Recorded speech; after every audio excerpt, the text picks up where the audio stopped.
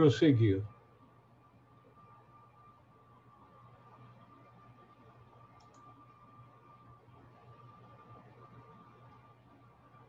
Após a segunda iniciação, os problemas mentais o atormentam o iniciado.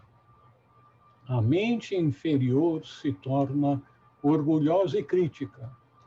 O acentuado senso de superioridade sobre a humanidade não iniciada, que se baseia em fatos, é algo real, aumenta qualquer egoísmo e autossuficiência que ainda restam do estágio anterior à iniciação. Além disso, como ele alcançou agora pelo menos a adolescência como iniciado, ele começa a ficar cada vez mais sozinho. A ele são confiadas posições cada vez mais responsáveis. Seu trabalho é cada vez menos inspecionado e controlado. E tudo isso infla seu egoísmo, a menos que esse vício já tenha desaparecido inteiramente. Então, nós estamos agora vendo o deslanchar dessa última etapa da senda da iniciação, em que o iniciado de segundo grau enfrenta seus problemas e as suas oportunidades.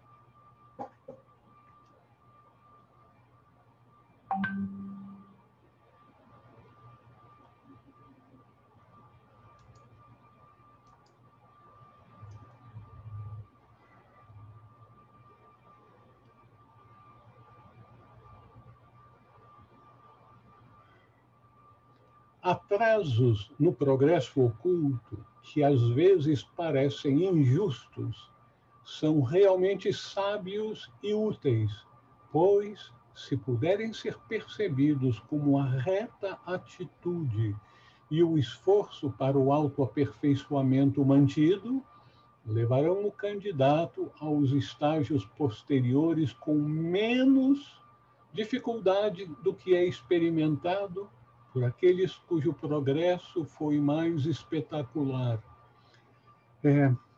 Vamos analisar o que o nosso instrutor está querendo nos dizer com isso.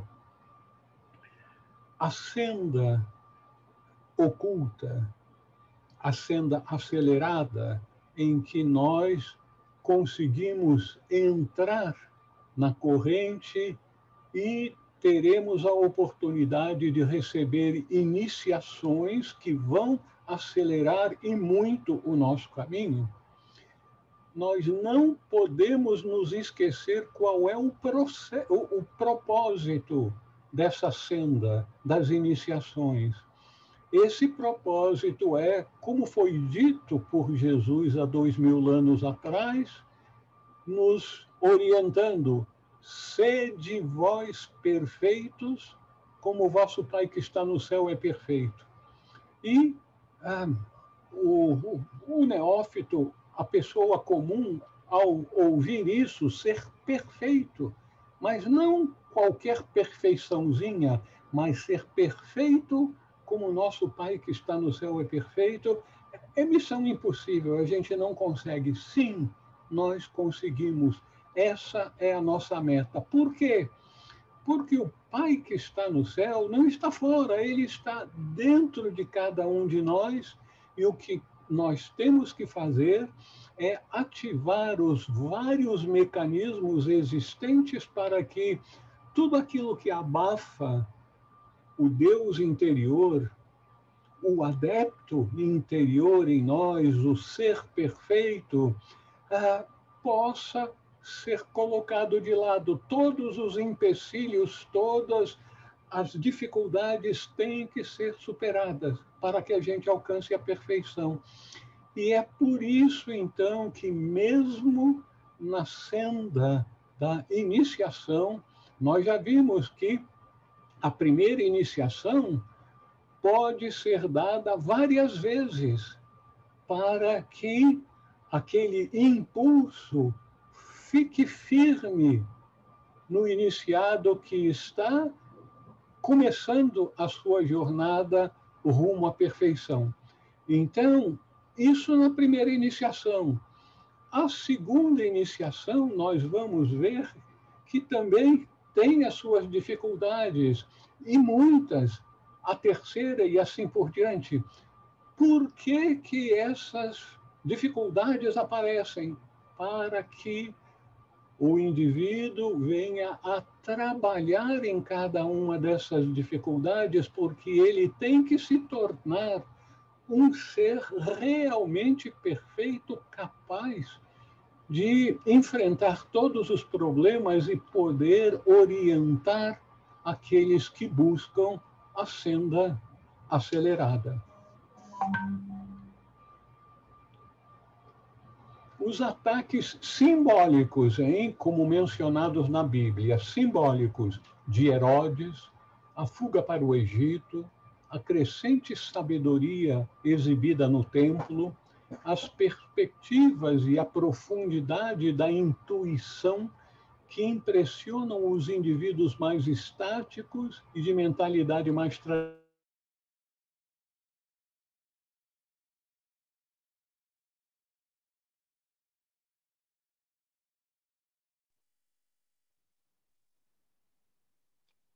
A expansão da mente superior em direção ao... Você não está compartilhando.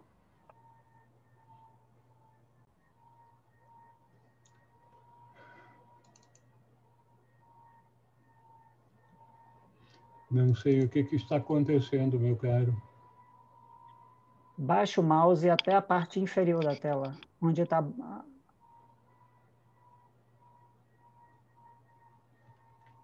Lembra que semana passada você teve aquele problema de ativar e desativar a câmera?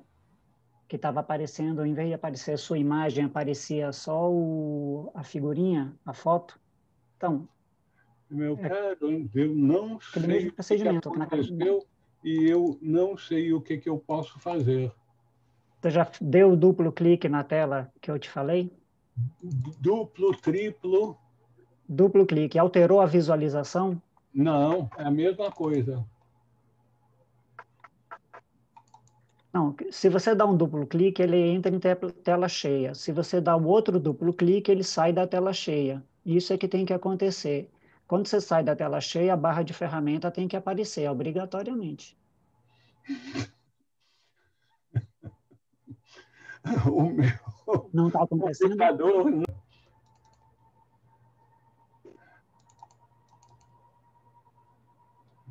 não está... Descreve a sua tela para mim. O que você está vendo? Eu estou vendo a ascensão ao adeptado. Eu estou lendo os ataques simbólicos de Herodes, a fuga para o Egito, a crescente sabedoria exibida no templo, as perspectivas e a profundidade da intuição que impressionam os indivíduos mais estáticos e de mentalidade mais tradicional, marcam o primeiro estágio, que, no seu conjunto, geralmente é feliz. E isso está falando agora do primeiro estágio, da primeira iniciação, que, inclusive, em alguns casos, talvez muitos casos, seja repetida várias vezes.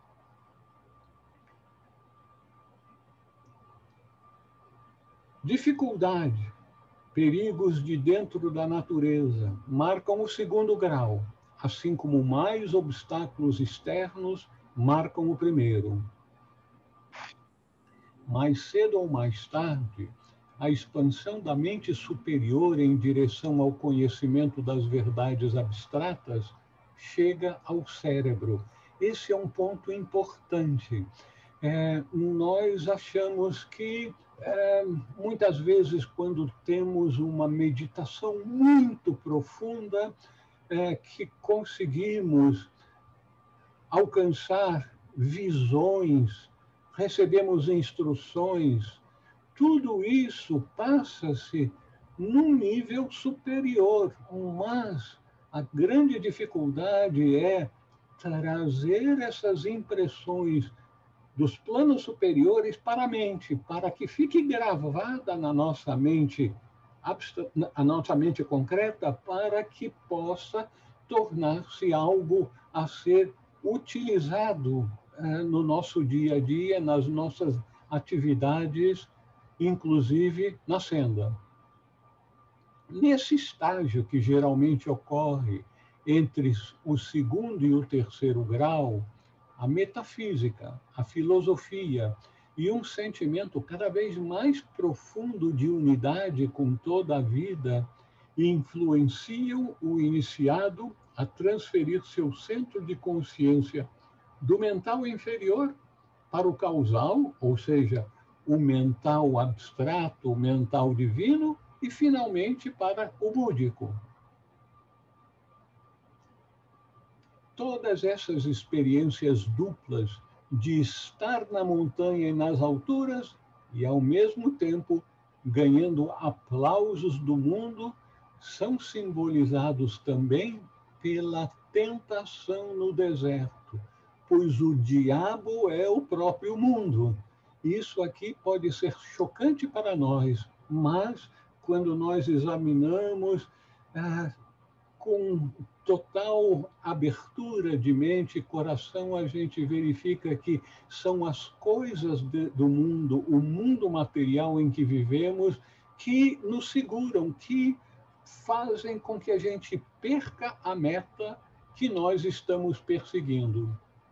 Transcendidos com sucesso, esses perigos dão lugar a uma missão mundial bem-sucedida, à criação de um grande nome, à conquista da imortalidade entre nossos semelhantes. A passagem da segunda para a terceira iniciação pode ser alcançada em etapas. Isso é outra informação, pelo menos foi para mim, uma coisa nova.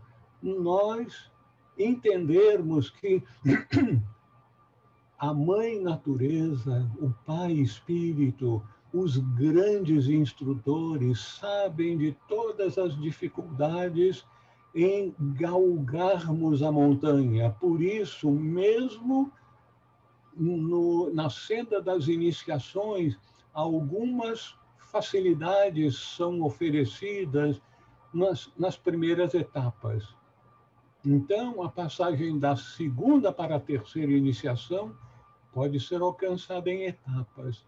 Isso não é incomum, especialmente quando os iniciados precisam viver no mundo e, além disso, estão enfrentando fortes adversidades.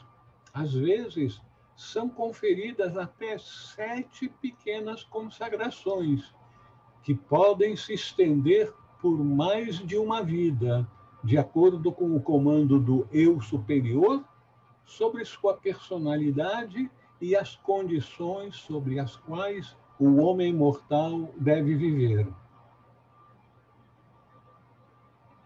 A terceira iniciação, marcando o ponto intermediário entre a primeira e a quinta, é extremamente importante e crítica. A qualidade da tensão que marca a vida do iniciado em todos os graus agora aumenta. A alma é elevada a grandes alturas, é admitida na presença de grandes devas e adeptos, sente-se inteiramente em casa, por assim dizer, entre eles, seu status é reconhecido. Aqueles que leram o Diário Oculto de Geoffrey Hodgson, verifica que ele recebia instruções via telepaticamente vários mestres, ele teve contatos com Mahadevas, com grandes devas, enfim, está descrevendo exatamente o status, aparentemente, do nosso irmão maior, Geoffrey Hodgson, naquela vida. O fenômeno da transfiguração começa. Isso é possível pelo fato de o desenvolvimento atômico ter alcançado até o ponto em que as espirilas adicionais estão ativas. As espirilas é uma terminologia desenvolvida dentro da sabedoria eterna, a teosofia, explicando que nos átomos existem componentes que são chamados pelos teósofos como espirilas, são o substrato do átomo. Então, essas espirilas adicionais são ativadas e, portanto, transmitem poderes dos subplanos mais altos do mundo búdico.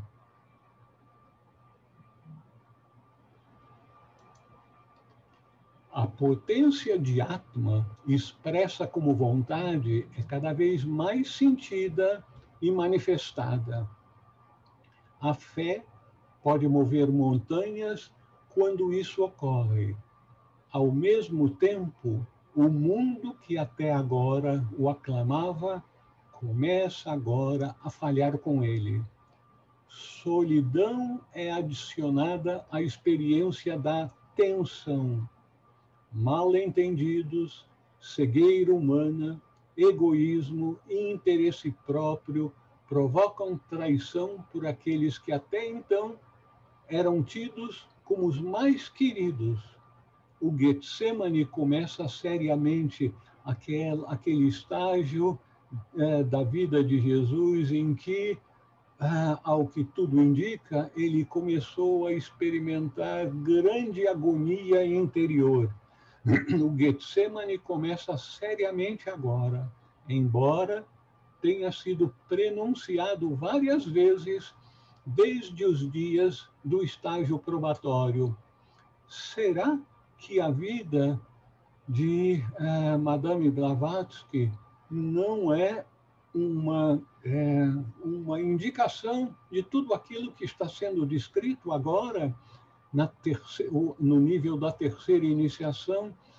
Traições, tudo quanto é tipo de dificuldade exterior começam a aparecer outra vez.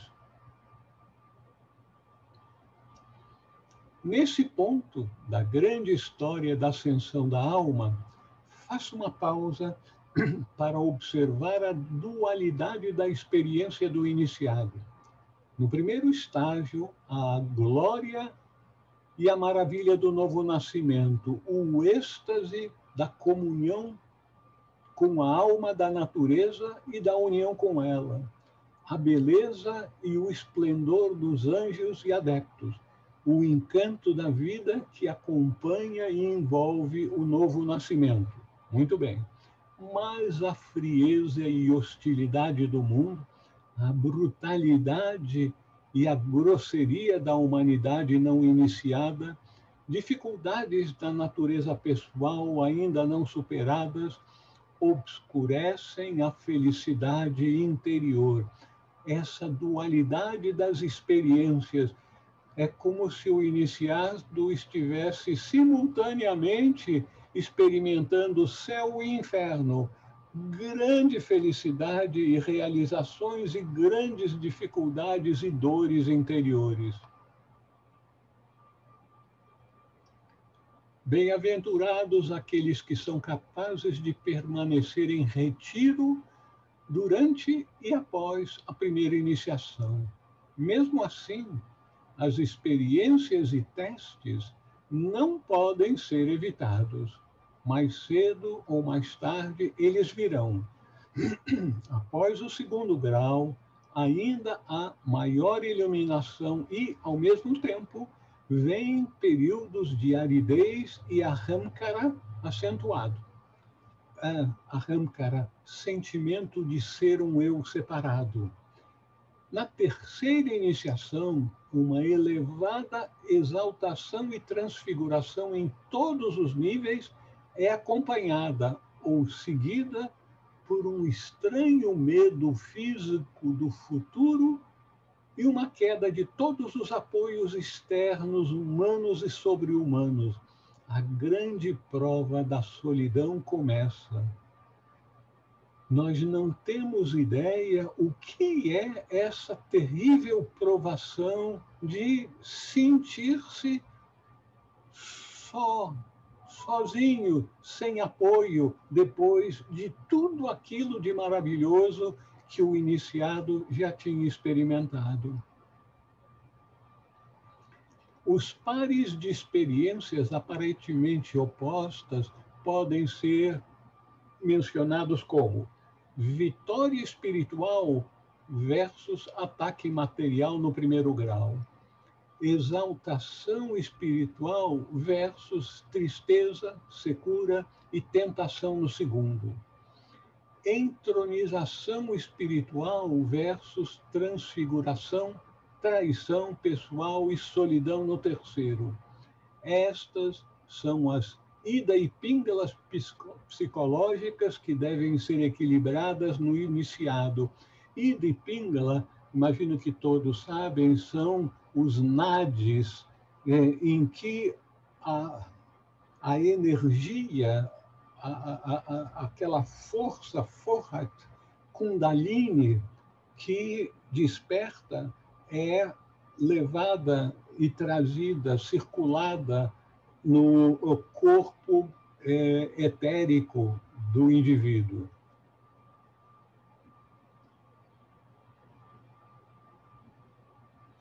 Num sentido, eles são os dois ladrões que devem ser vistos em seu significado separado e em conjunto, ou colocados um de cada lado no quarto estágio, os dois ladrões simbolicamente crucificados ao lado de Jesus no monte.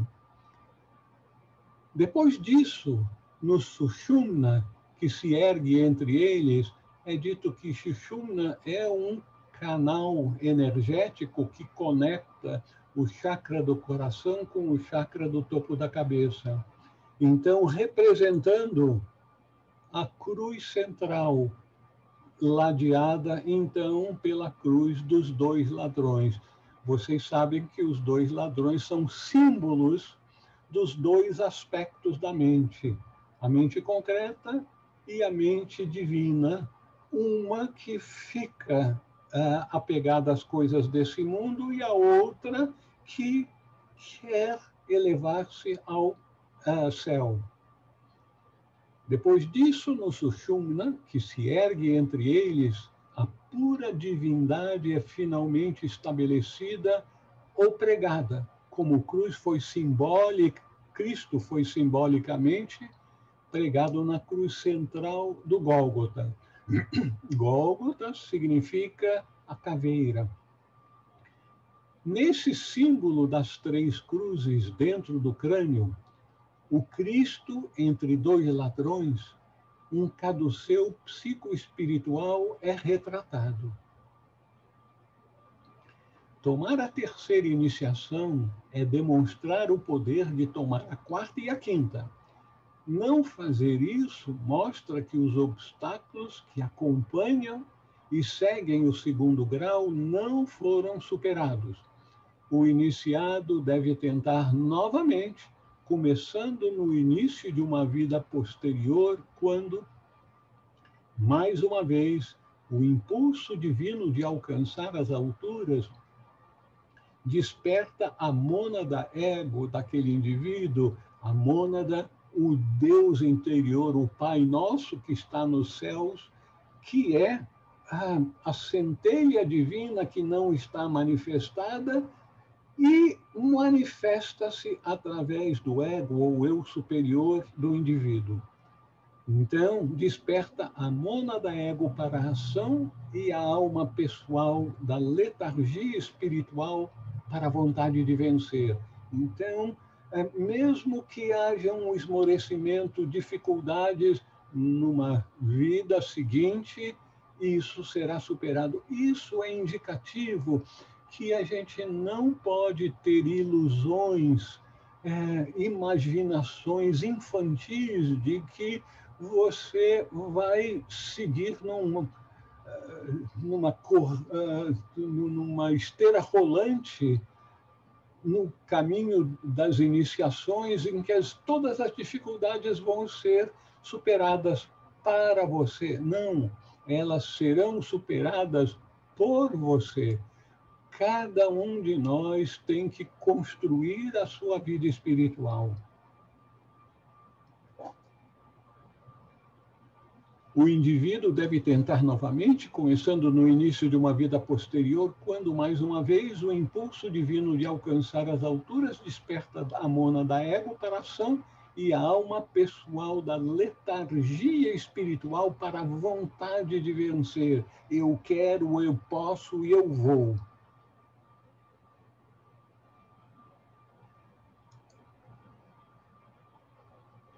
O mundo julga e o mundo condena, como Pilatos condenou o Cristo. O grito de crucifica-o da multidão bate com força agonizante nos ouvidos sensibilizados do iniciado. A lança do ódio do mundo atravessa seu coração desprotegido. A exaltação no monte está perdida, ou parece estar. Na escuridão, sozinho, ele mantém sua vigília, mantém sua paixão e, se for bem-sucedido, conquista sua coroa para os olhos do mundo e até para os olhos cegos pelas lágrimas do iniciado, a princípio, uma coroa de espinhos. Então, não é vida fácil, vai ser tudo uma moleza depois que eu for aceito para a senda de iniciação. Não, vai ser uma luta mais intensa, mas todos nós que alcançarmos aquele estágio, alcançaremos também novas forças, uma energia, uma capacidade de lutar contra as agruras e as dificuldades do mundo que nós não imaginamos agora que poderemos alcançar. A quarta iniciação. A morte é a característica da iniciação do Arhat, a quarta.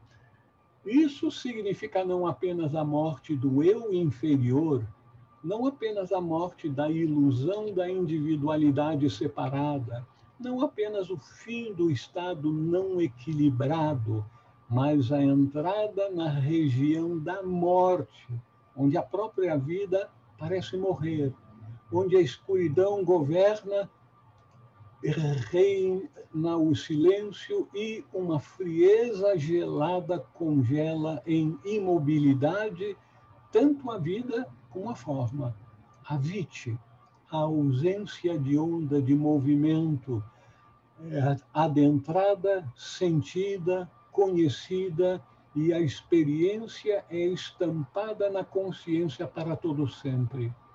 A onisciência do adepto exige essa experiência.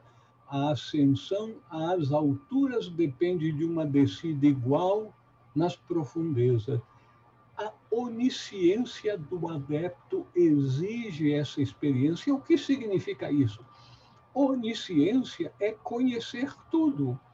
Então, o iniciado, o futuro adepto, vai precisar conhecer também a profundeza do, vamos chamá-lo de um inferno, da morte. Então, como parte dessa preparação para a perfeição total do adepto, ele vai ter que passar pela dolorosa experiência da morte, descer aos infernos para ressurgir ao terceiro dia, que é o que acontecia também nas criptas dos mistérios maiores. Além disso, o Arhat deve demonstrar a autossuficiência átmica de uma mônada totalmente desperta. Então, Atma é o instrumento da mônada na manifestação. Então, a mônada, por meio de Atma, estará totalmente desperta. Toda região de um universo deve possuir seu domínio, e a ilusão final de que a matéria pode existir sem a vida deve ser dissipada.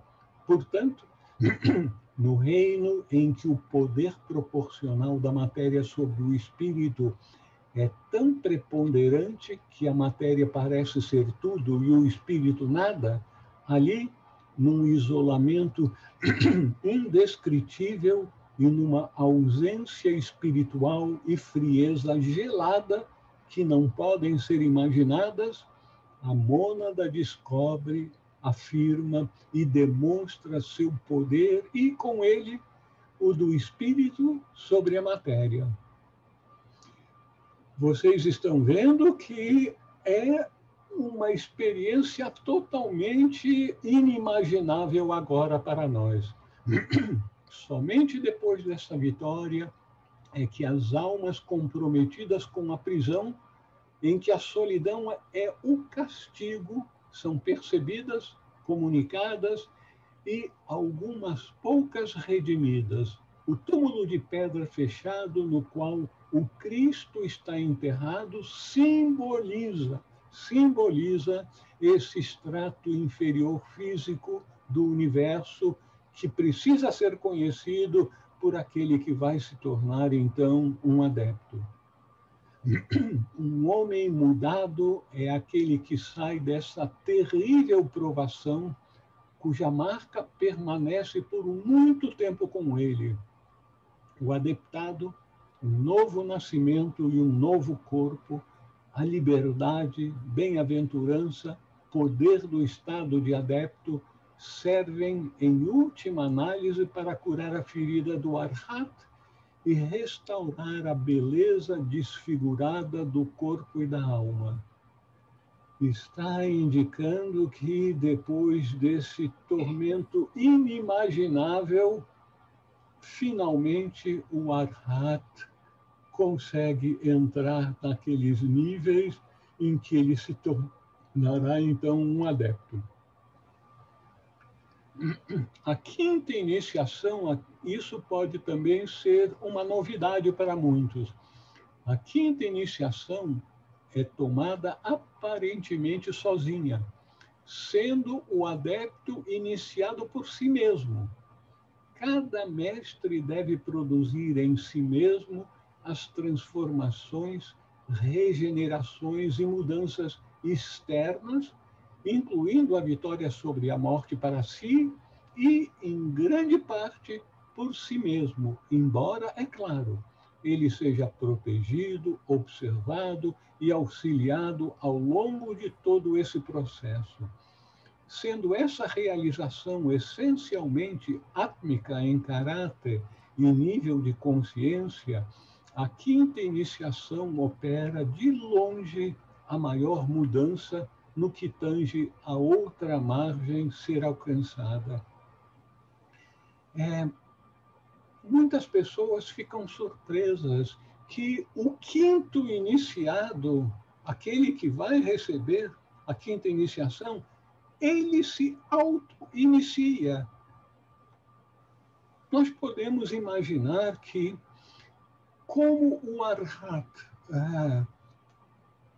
é promovido a um nível de homem perfeito, o adepto deve demonstrar que não só ele é capaz de controlar as forças ocultas da natureza, conhecer todos os aspectos ocultos, ele deve também demonstrar que é capaz de fazer a última transformação que precisa em si mesmo, antes que ele seja capacitado a promover as transformações na alma dos outros. Cada mestre deve produzir em si mesmo as transformações, regenerações e mudanças externas, incluindo a vitória sobre a morte para si e, em grande parte, por si mesmo, embora, é claro, ele seja protegido, observado e auxiliado ao longo de todo esse processo. sendo essa realização essencialmente atma em caráter e nível de consciência, a quinta iniciação opera de longe a maior mudança no que tange a outra margem ser alcançada. Das glórias da consciência e dos poderes do adepto ressurgido, ninguém pode falar inteiramente àqueles que estão abaixo desse posto. Então, nós só podemos especular, mas não podemos conhecer, porque não nos será revelado tudo aquilo porque o adepto deve passar nessa quinta iniciação que ele recebe, ou melhor dito, confere a si mesmo. O esplendor, as riquezas, a abundância, a capacidade de realização e a prodigalidade da própria natureza são derramados na consciência da mônada ego, daquele que se libertou, que se enche do universo pleno e quase transbordando com seu poder e sua vida, com os quais agora ele é para sempre um. O adeptado marca o fim da individualidade separada para todo sempre e a plena entrada em união com a fonte de toda a vida, de todo ser, de toda a natureza. Então, o adepto pode dizer, com conhecimento de causa, eu e o Pai somos um, totalmente unidos. É um estranho paradoxo que, em vez da mônada ego, agora amalgamada, ser estendida ou fundida no universo, é o próprio universo que é focado e centrado no adepto. Seus poderes são universais a partir de então. Ele pode recorrer à natureza e, pelo conhecimento de todas as suas leis e processos, pode reproduzir rapidamente qualquer de suas realizações, pois a natureza e todos os seus agentes dévicos correm para obedecer e cooperar com a vontade do adepto. Tudo isso se deve à suprema renúncia do eu individualizado, à morte final na cruz do Ahamkara, o sentimento de ser um eu separado. Eu queria chamar a atenção aqui, pois a natureza e todos os seus agentes dévicos correm para obedecer e cooperar com a vontade do adepto. Os agentes dévicos, em todos os seus graus, como existem graus na senda da iniciação, existe também nessa corrente que ocupa a nossa terra junto conosco, os devas, os anjos. Os devas são os construtores da natureza. Eles são aqueles que atuam para a construção e evolução das muitas formas, desde as formas mais grosseiras, vamos dizer assim, as rochas, aqueles devas, kundalini, que atuam dentro dos vulcões para a criação, recriação da crosta terrestre. O objetivo da senda é a morte de Ahamkara, o sentimento de ser um eu separado. É por isso que todos os verdadeiros tratados ocultos e todos os livros de orientação sobre o caminho enfatizam continuamente a ausência do sentimento de eu, de egoísmo e do desapego. Estranhamente, a natureza, tendo desenvolvido através de quase 1000 vidas uma poderosa individualidade no homem, passa a moer esse sentimento de ser um eu. Feliz é aquele que sabe disso com antecedência e coopera, alcançando o mais rapidamente possível a ausência de egoísmo, tornando-se livre de desejos.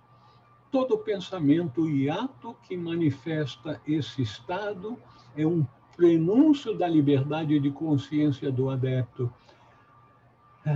Essa parte aqui deve ser um chamamento para todos nós de buscarmos desenvolver o altruísmo, deixar de lado o egoísmo que foi a força motriz do desenvolvimento do ser humano até agora, inclusive nessa quinta subraça da quinta raça raiz, para nos tornarmos progressivamente altruístas, servidores do mundo.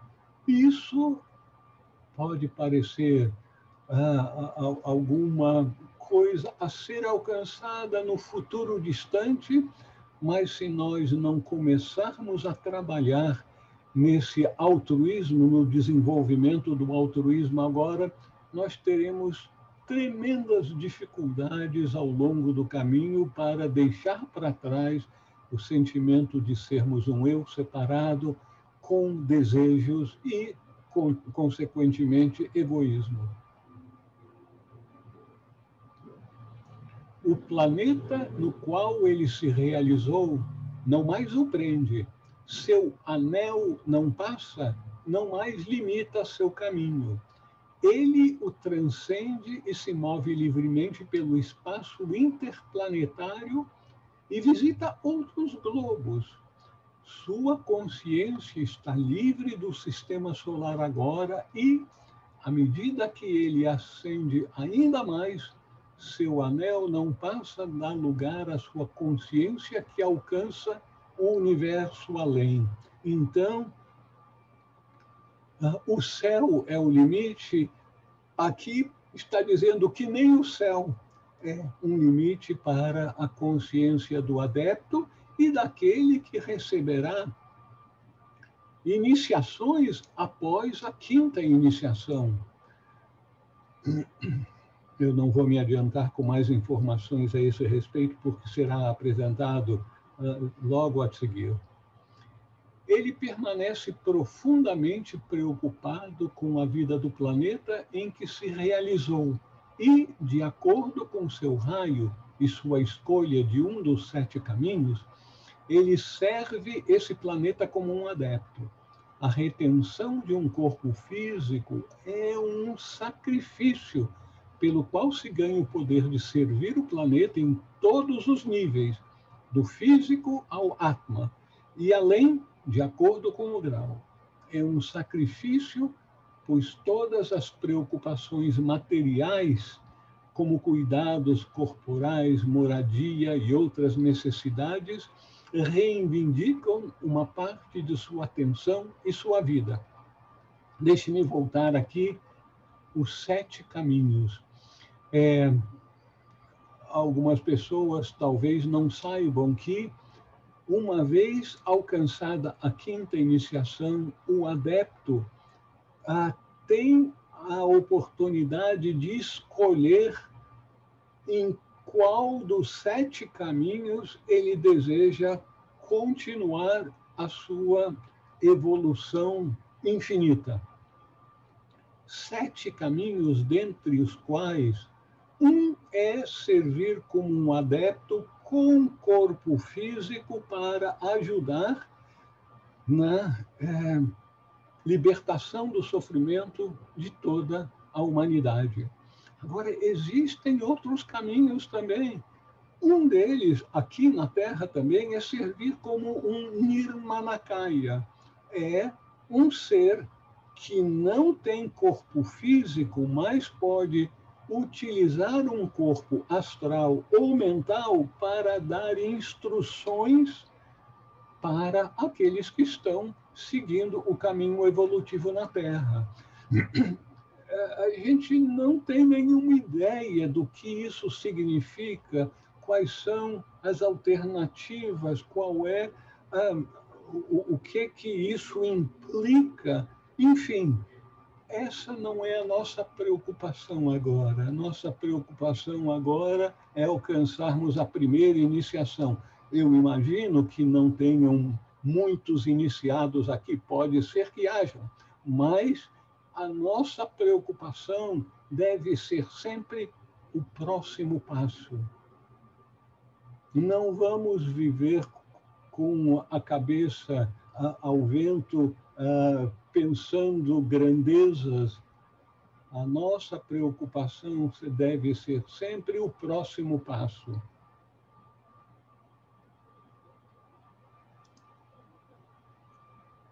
O ponto de perigo ainda não passou. A Ahamkara, na quinta sub-raça da quinta raça raiz, atingiu proporções monstruosas que afetam também as outras sub-raças, produzindo na Terra um verdadeiro monstro, cujo nome é Eu. Como as pessoas enchem o peito quando dizem eu, né? Eu, o verdadeiro morador do umbral, tanto para os indivíduos e as nações, quanto para a raça humana como um todo. Este morador não foi derrotado e, para ajudar a humanidade, numerosos adeptos estão encarnados fisicamente.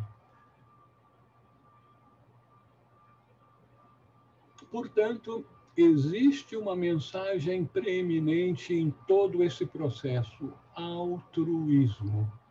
Apresente isso ao mundo, para os aspirantes à iniciação, como para os possíveis construtores de uma nova ordem mundial. Diga a eles que é o eu que deve morrer. O eu é o inimigo e o egoísmo a causa, a única causa da aflição do mundo inteiro. Então, a única maneira de superarmos o eu com o seu egoísmo é por meio do altruísmo. É isso o que todos nós devemos procurar desenvolver com a máxima urgência. Misteriosamente, mas de forma inteiramente real, toda a hierarquia dos Dhyan Chohans, os mais elevados adeptos, iniciados, vamos dizer assim, incluindo todos os adeptos, os Dhyan Chohans estão acima dos adeptos, está em todo o homem e vibra no homem, mesmo em seu corpo físico. Deixe-me repetir isso, porque é muito difícil para a gente imaginar isso. Toda a hierarquia dos adeptos dos Dhyan Chohans está em todo ser humano e vibra no homem, mesmo em seu corpo físico. Quando uma iniciação é conferida, os deuses, os devas mais avançados, participam no sentido que eles alcançam uma liberdade no que diz respeito àquele iniciado. No adeptado, eles são liberados de forma muito mais completa e assim por diante. Eles são, assim, representados um no outro, embora sem o senso de limitação. Essa é a implicação mais profunda da unidade que foi expressa por Jesus. Eu estou em meu Pai, e vós em mim, e eu em vós. A total unidade que nós só podemos imaginar como palavras, como algo que muito adiante nós iremos conhecer, mas ela já existe, só que nós não temos consciência dela. É por isso, então, que quando se fala de vida espiritual, sempre está implícito expansão de consciência, constante expansão de consciência. Conclusões. Tudo isso se deve à suprema renúncia do eu individualizado, a morte final na cruz do Ahamkara, da noção de sermos um eu separado. A consciência está agora estabelecida na centelha ardente da chama una. Isso é uma maneira alegórica de chamar a atenção da unidade de cada centelha da chama una inicial. Então, a consciência está agora estabelecida na centelha ardente da chama una em todo o vasto oceano do Akasha, de todo o espaço. Isso é Deus, a natureza física, o Akasha e Adi, o primordial, o nível primordial da existência e da manifestação.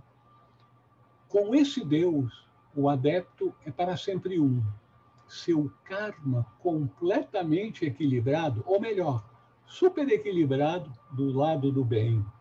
Ele é totalmente livre por toda parte, em meio à prodigiosa beneficência da natureza. Ele é seu filho aperfeiçoado e ela, a natureza, sua mãe generosa.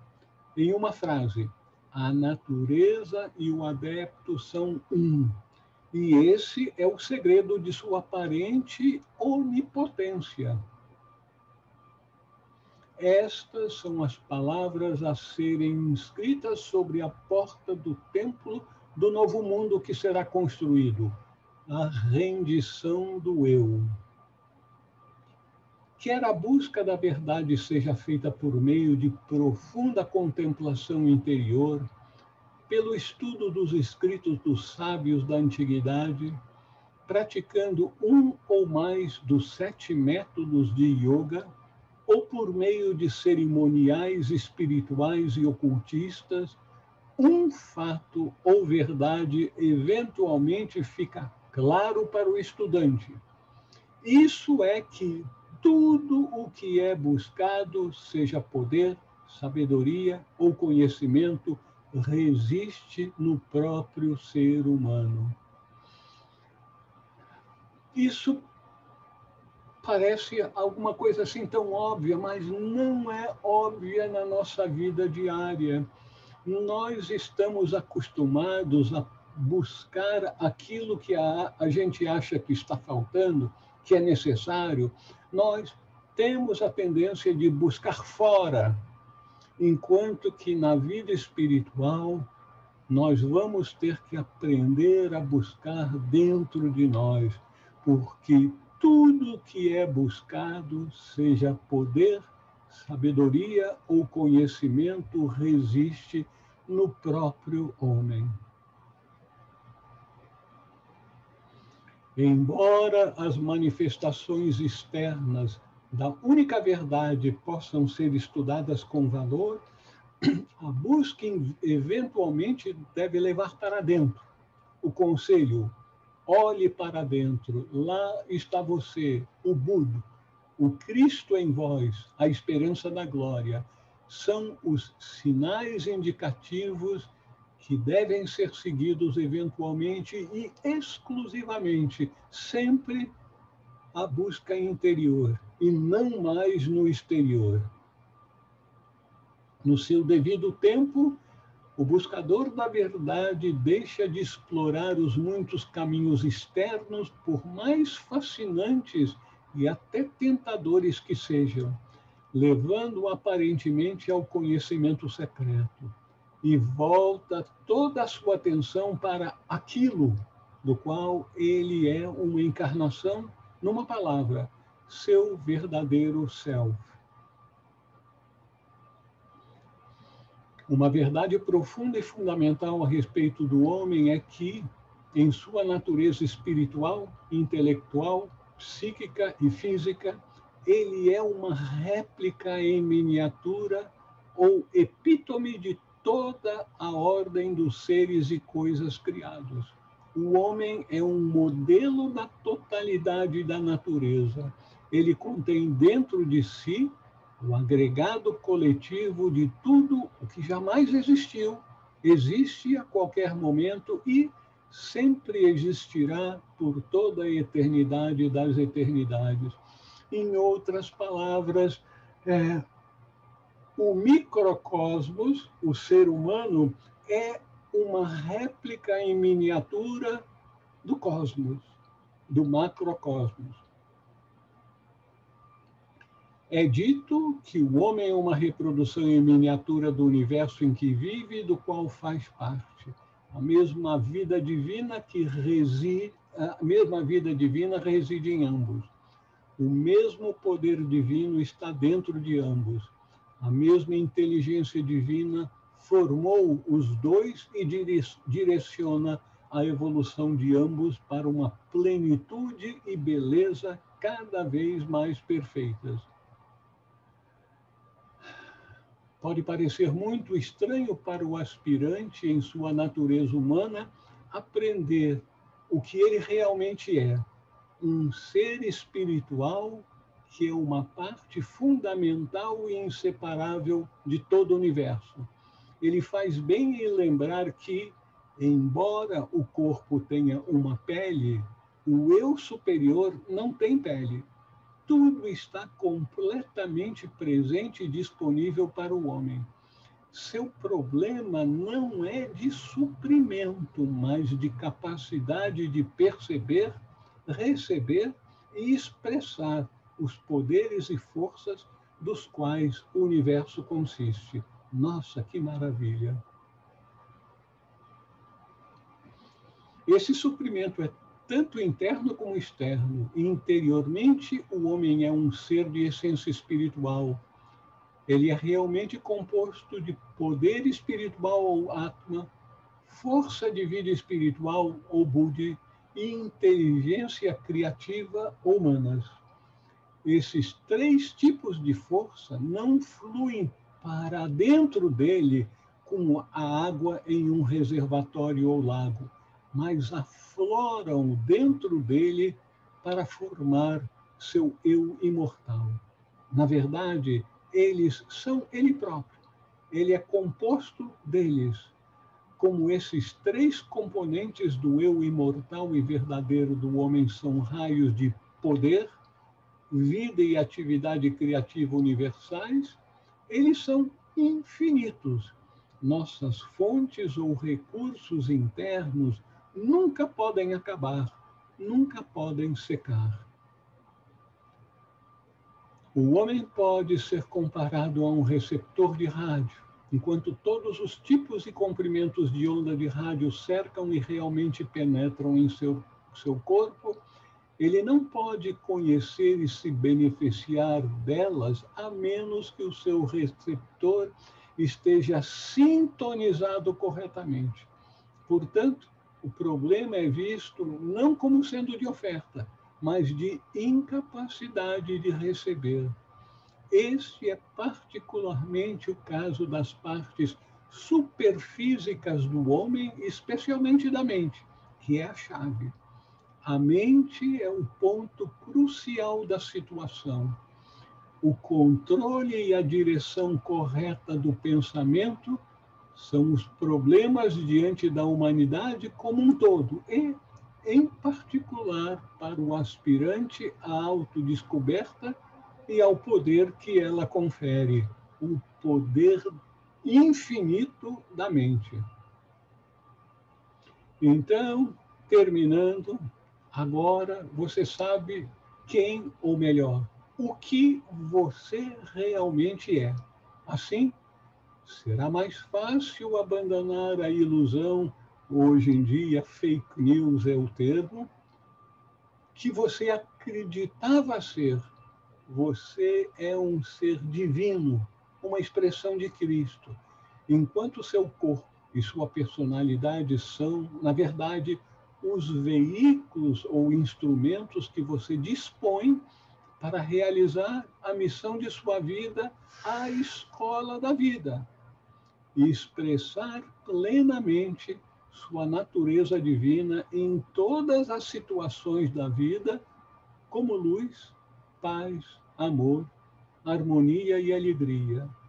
Seu progresso evolutivo, realizado por seu mérito e facilitado pelas iniciações, tornará possível que a meta seja cumprida com mais rapidez e menos sofrimento.